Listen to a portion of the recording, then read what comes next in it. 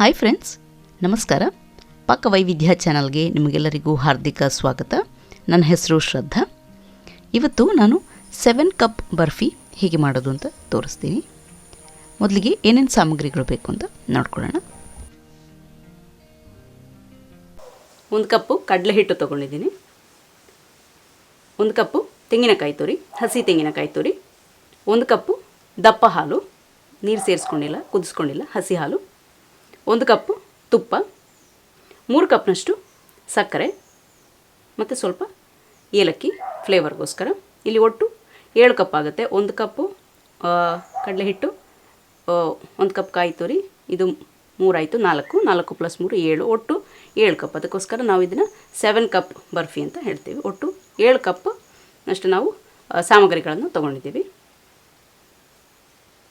ಮೊದಲಿಗೆ ಕಡಲೆ ಹಿಟ್ಟನ್ನು ನಾನು ಸೋಸ್ಕೊಳ್ತೀನಿ, ಗಾಳಿಸ್ಕೊಳ್ತೀನಿ.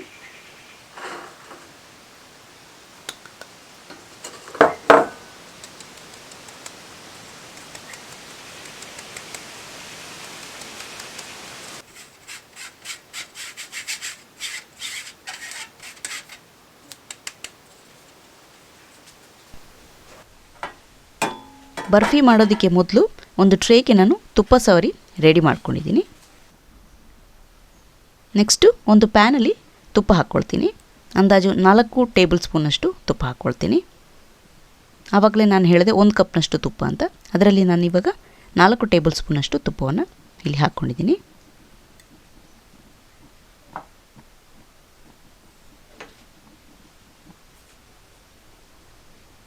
ತುಪ್ಪ ಸ್ವಲ್ಪ ಕರಗಬೇಕು, ಸ್ವಲ್ಪ ಬಿಸಿ ಆಗಬೇಕು.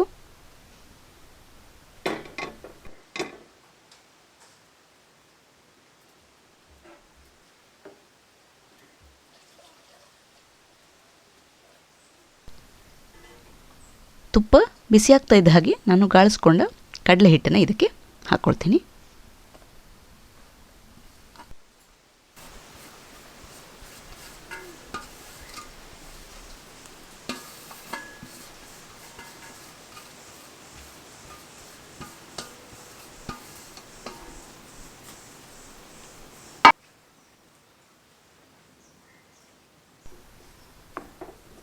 ಈಗ ನಾನು ಇದನ್ನು ಅಂದಾಜು 3 ರಿಂದ 4 ನಿಮಿಷಗಳಷ್ಟು ಹೊತ್ತು ಫ್ರೈ ಮಾಡ್ಕೊಳ್ತೀನಿ, ಲೋ ಟು ಮೀಡಿಯಮ್ ಫ್ಲೇಮ್ನಲ್ಲಿ.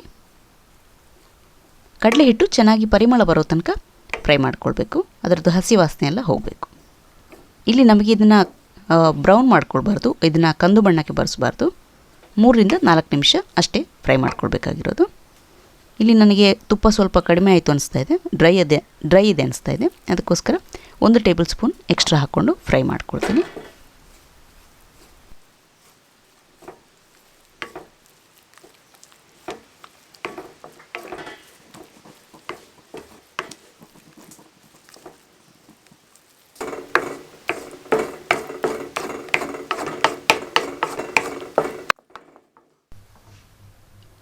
ಇಲ್ಲಿ ಕಡಲೆ ಹಿಟ್ಟು ಚೆನ್ನಾಗಿ ಪರಿಮಳ ಬರ್ತಾ ಇದೆ.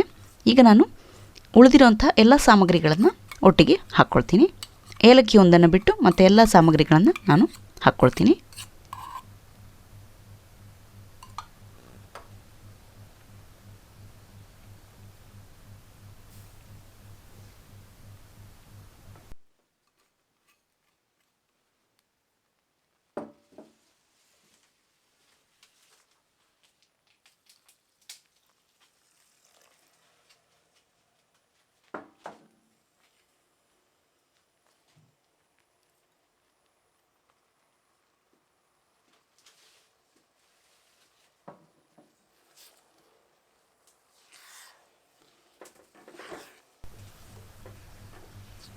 ಈ ಮಿಶ್ರಣವನ್ನು ನಾವಿವಾಗ ಚೆನ್ನಾಗಿ ಕುದಿಸ್ಕೊಳ್ಬೇಕು. ಆದಷ್ಟು ಈ ಟೈಮಲ್ಲಿ ನೀವು ಮೀಡಿಯಮ್ ಊರಿನಲ್ಲಿ ಇದನ್ನು ಬಿಸಿ ಮಾಡ್ಕೊಳ್ಳಿ ಅಥವಾ ಕುದಿಸ್ಕೊಳ್ಳಿ.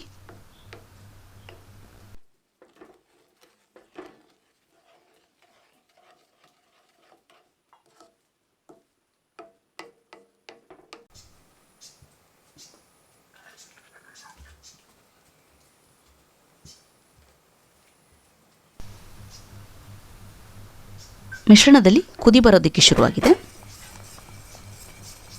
ಮಿಶ್ರಣದಲ್ಲಿ ಏನಾದರೂ ಗಂಟುಗಳಿದ್ದರೆ ಈ ರೀತಿ ವಿಸ್ಕನ್ನು ಉಪಯೋಗಿಸಿದರೆ ಮಿಶ್ರಣವನ್ನು ಮಿಕ್ಸ್ ಮಾಡೋದು, ಗಂಟುಗಳನ್ನು ತೆಗೆಯೋದು ಸುಲಭ ಆಗುತ್ತೆ.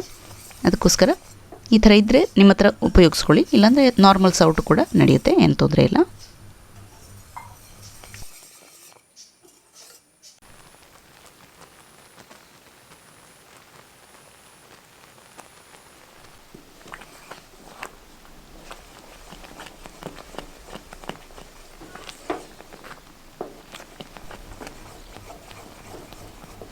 ಇಲ್ಲಿ ಮಿಶ್ರಣ ಮತ್ತಷ್ಟು ದಪ್ಪ ಆಗಿದೆ.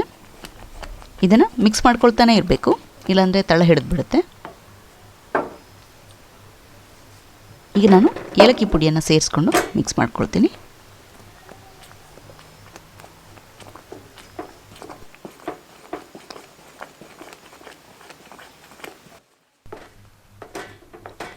ಇಲ್ಲಿ ಮಿಶ್ರಣ ತಳ ಬಿಟ್ಕೊಳ್ತಾ ಇದೆ.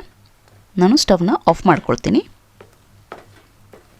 ಇಲ್ಲಿ ನನಗೆ ಅಂದಾಜು 30ರಿಂದ 35 ನಿಮಿಷಗಳಷ್ಟು ಹೊತ್ತು ಬೇಕಾಗಿದೆ ಮೀಡಿಯಮ್ ಊರಿನಲ್ಲಿ ಈ ಬರ್ಫಿಯನ್ನು ಮಾಡ್ಕೊಳ್ಳೋದಕ್ಕೆ.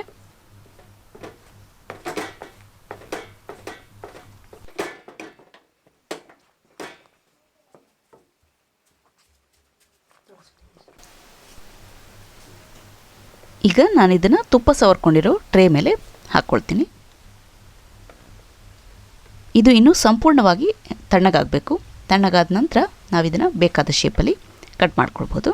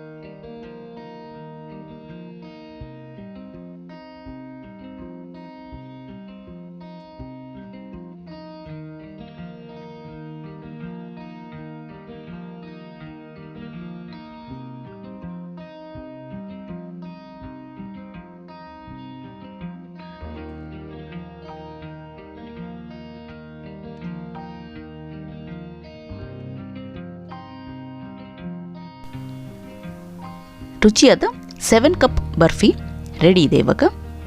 ನೀವು ಕೂಡ ಈ ರೆಸಿಪಿಯನ್ನು ನಿಮ್ಮ ಮನೆಯಲ್ಲಿ ಟ್ರೈ ಮಾಡಿ ನೋಡಿ, ಹಾಗೆ ನನಗೆ ಕಮೆಂಟ್ ಸೆಕ್ಷನಲ್ಲಿ ಬರೆದು ತಿಳಿಸಿ ನಿಮಗೆ ಹೇಗೆ ಅನಿಸ್ತು ಅಂತ. ಮತ್ತೆ ಇನ್ನೊಂದು ವಿಡಿಯೋದೊಂದಿಗೆ ನಿಮ್ಮನ್ನು ನಾನು ಭೇಟಿಯಾಗ್ತೀನಿ. ಅಲ್ಲಿಯವರೆಗೆ ಟೇಕ್ ಕೇರ್ ಆ್ಯಂಡ್ ಬಾಯ್.